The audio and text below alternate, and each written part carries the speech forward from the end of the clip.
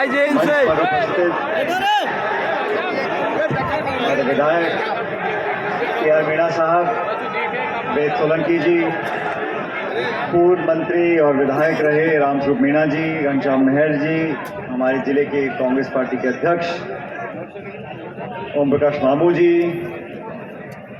हमारे हिंडौन से विधायक उनके पुत्र विजय जाटव साहब, लखीराम बैरवा जी, लच्छी बैरवा जी, महेश शर्मा साहब, अनीता जाटव जी, अनीता मीणा जी, संजय जाटव जी, विशाल मीणा साहब, विक्रम जी, आरती मीणा जी, मंच पर सभी नेतागण, कल्ला साहब, और आज इस समारोह में स्वर्गीय हनुमंत सिंह जी और स्वर्गीय विमल सिंह जी की मूर्तियों का अनावरण हम सब ने आज मिलकर किया। मैं सबसे पहले अपनी तरफ से और आप सब लोगों की तरफ से इन दोनों शहीदों के परिजनों को बहुत बहुत नमन करना चाहता हूं, उनका सत्कार करना चाहता हूं कि इनके परिवारों से ये दो शूरवीर पैदा हुए जिन्होंने हम सब का नाम रोशन किया। हर इंसान अपने लिए जीता है और अपने लिए मरता है। कुछ लोग औरों के लिए जीते भी हैं, लेकिन औरों के लिए मरना वही वीरता है, वही शौर्य है। और आज इन दोनों ने इस क्षेत्र का, जमीन का, इस मिट्टी का नाम रोशन किया। मैं नमन करता हूं और परमपिता परमेश्वर से प्रार्थना करता हूं कि इन शहीद के परिजनों को ताकत दे, हिम्मत दे और हम सब मिलकर इनका ख्याल रखें, इनका ध्यान रखें आने वाले समय में। आज जब मैं सुबह जयपुर से आया, आप जानते हो आज राज्यसभा के चुनाव चल रहे हैं, तो वहां पर मतदान हम लोगों ने किया और उसके बाद यहाँ पर आने में मुझे कुछ समय लगा। रास्ते में कई जगह लोगों ने रोका, इसके लिए मैं क्षमा चाहता हूँ। और मैं जानता हूँ कभी हमारे साथियों ने बोला कि आप लोग बहुत देर से यहाँ भूखे प्यासे बैठे हो, इतनी गर्मी है, उमस है, फिर भी आप इस कार्यक्रम में शामिल होने के लिए इतने प्यार से, इतने इत्मीनान से बैठे हो। मैं आपका बहुत आभारी हूँ। साथियों, आज जब इस शहर में मैं घुसा तो सबसे पहले हमने महावीर भगवान के दर्शन किए। उसके बाद मैं स्वर्गीय पायलट साहब की जो यहाँ प्रतिमा लगी है उस मूर्ति पर मैंने फूल चढ़ाया, नमन किया। उसके बाद ये दो शहीदों की मूर्ति का अनावरण किया। जो पहले यहाँ शहीद हुए थे उनको भी हमने पुष्पांजलि अर्पित करी और फिर आप सबके दर्शन करने का मौका मिला। तो आज का दिन मेरा पूरा सफल हो चुका है और आप लोगों का आशीर्वाद और स्नेह जो हमेशा मिलता है आज मुझे मिल रहा है। मैं बहुत अपने आप को आभारी मानता हूँ। अभी मंच से सब लोग भाषण दे रहे थे, मैं देखा रामस्वरूप मीणा जी जो 3 बार विधायक रहे, कांग्रेस सरकार के मंत्री भी रहे, मैं बहुत सालों से उनको देख रहा हूँ। और रामस्वरूप जी, मुझे कहना पड़ेगा कि उम्र के साथ साथ भी आपकी जो आवाज है उसमें कमी नहीं आई है। वही कड़क आवाज है और वही आप पंजे पे खड़े होकर भाषण देते हो और सब पूरा इलाका आपको जानता है। घनश्याम मेहर जी जो पूर्व विधायक है वो भी यहाँ मौजूद हैं। मेरे साथ वेद प्रकाश सोलंकी जी, के.आर. मीणा साहब सब यहाँ पर आए थे और हम सब मिलकर इसलिए आए थे कि आप सबसे संवाद कर सकें, इन दो मूर्तियों का अनावरण कर सकें। मुझे याद है आज से 21 साल पहले मैं अपनी पढ़ाई खत्म कर जब जयपुर आ रहा था तो स्वर्गीय पायलट साहब की जो यहाँ मूर्ति लगी है, यहाँ कुछ बुजुर्ग लोग होंगे, वो मार साहब का है, बाल सिंह जी है। अब बाल सिंह जी की ना तो मूंछ है ना पगड़ी है, लेकिन आपने किसानों की बात करी। आज से 21 साल पहले मेरे ख्याल मई का महीना था, पहला मेरा जो कार्यक्रम था, जो राजनीतिक मैंने भाषण दिया था राजस्थान में, वो पायलट साहब की मूर्ति का अनावरण कार्यक्रम हुआ था। और आज उस मूर्ति को दोबारा यहाँ पर देखकर मुझे मेरा 21 साल का जो सफर रहा वो पूरा सफर आज मुझे याद आ रहा है। और कैसे समय निकलता है, 21 साल निकल गए, लेकिन मैं मानता हूं कि मैं उन बहुत खुश नसीब लोगों में से हूं जिनको समय के साथ साथ आप सब लोगों का, जनता का प्यार मिलता गया, बढ़ता गया। क्योंकि समय के साथ यादें कमजोर हो जाती हैं, मुलाकात करते करते थोड़ा बहुत मिठास अपनापन कम हो जाती है। लेकिन मैं जब दौसा से सांसद था, ये जिला मेरा लगा हुआ जिला है, करौली जिले को मैं अपना जिला मानता हूं और आप सब लोगों को, 36 कौम के लोगों को एक परिवार मानकर हमने काम किया। और इस 20-21 साल में जब भी जहां भी जरूरत पड़ी, आप सब लोगों ने हमें हिम्मत दी और ताकत दी, सत्ता में आप लोग लेकर आए और जितना हो सका हम लोगों ने आपके लिए काम करने की कोशिश करी है।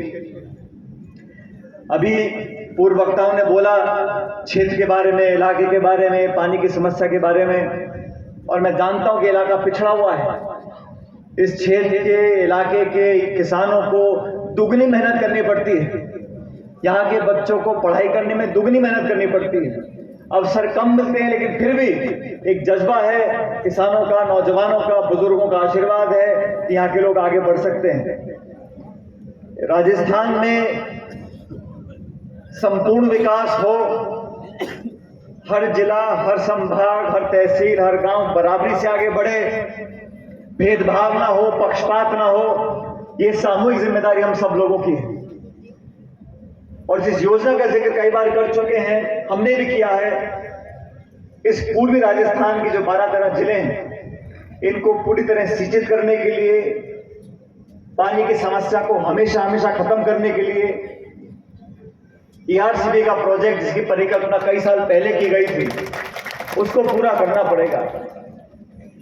और मैं समझता हूं कि उस योजना के दम पर बहुत सारे विकास के दरवाजे इस क्षेत्र के खुल सकते हैं।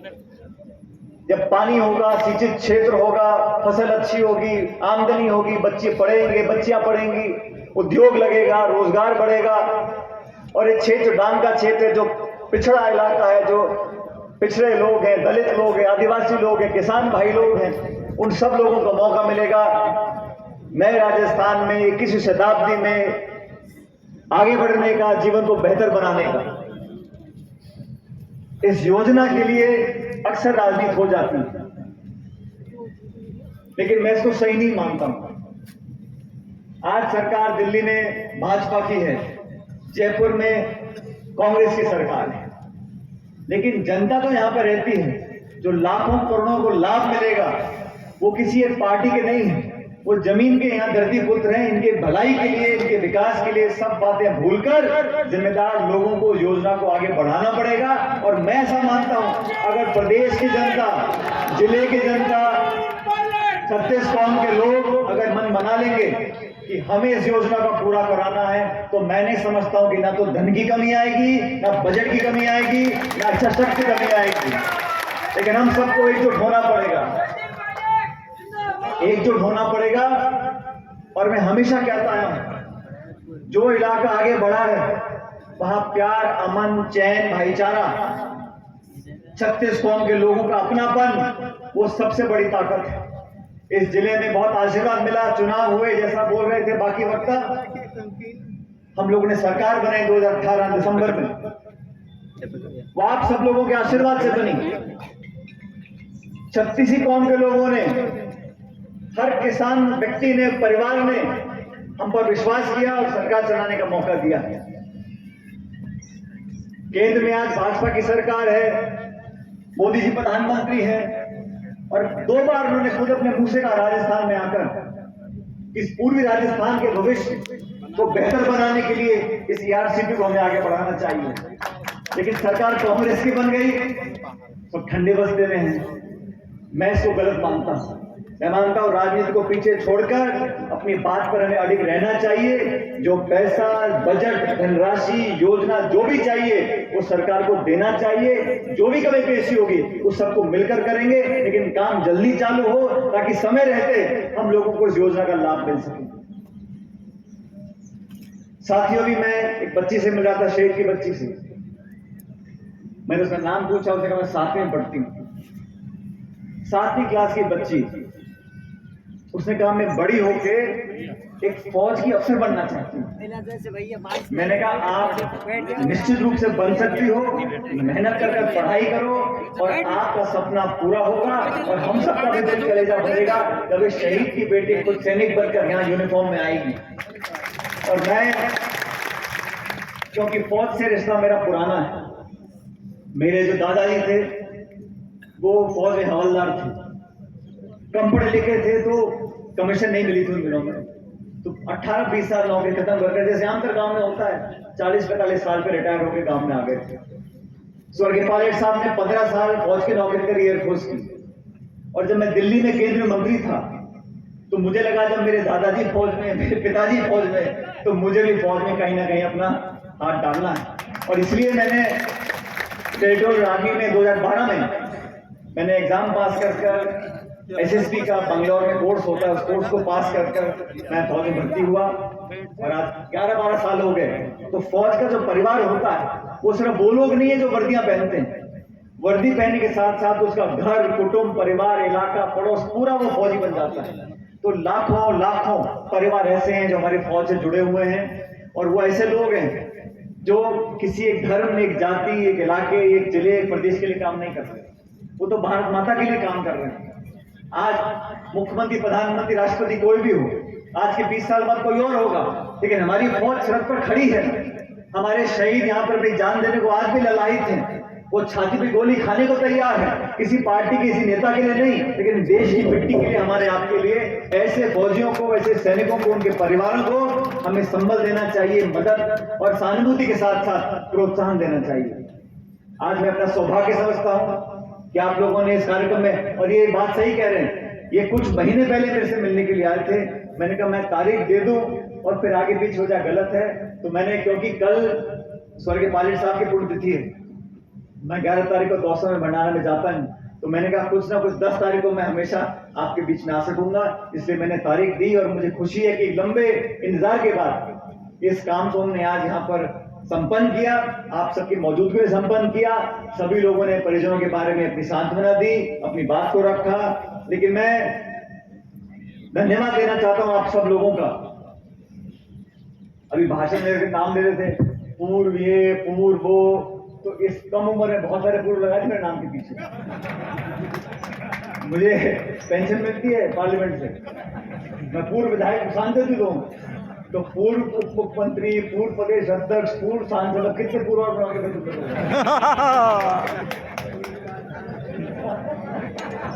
पूर्वी राजस्थान। लेकिन आप सब लोगों ने आज इतनी गर्मी में माताएं बहनें आई, और इनका जो स्नेह और प्यार है सचमुच बहुत बड़ी ताकत है। और आप लोगों को कहना चाहता हूं, हम सब लोग, ये जाति, बिरादरी, धर्म, समुदाय, आजकल मैं देखता हूं, टेलीविजन, अखबार पढ़ता हूं और व्हाट्सएप दुनिया भर चलते रहते हैं। कोई कुछ कह रहा है, कोई कुछ कह रहा है।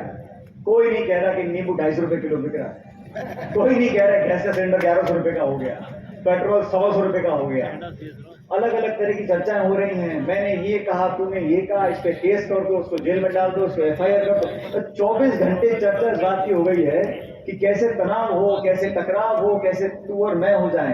अरे 130 करोड़ का ये देश है, 5000 साल पुराना हमारा इतिहास है, और हम लोग इस मिट्टी में, कल हमारा आप नहीं भी रहेंगे तो हमारे बच्चे पोते यही रहेंगे, वो किसी मजहब के हो, किसी समाज के हो, किसी धर्म जाति के हो।